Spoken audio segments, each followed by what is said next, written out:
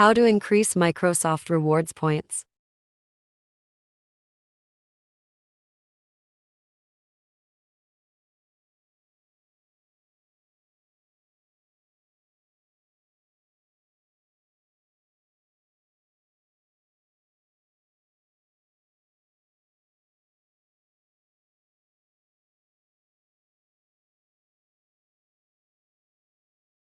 You can earn 30 points per day and 3 points per search. The best way is to get all those points is to use Edge browser for your daily use.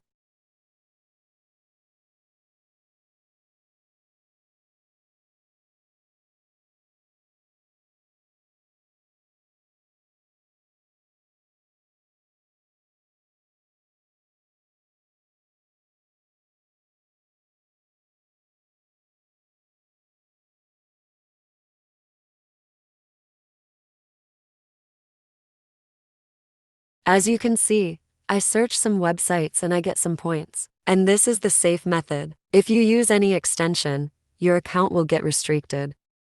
Thanks for watching.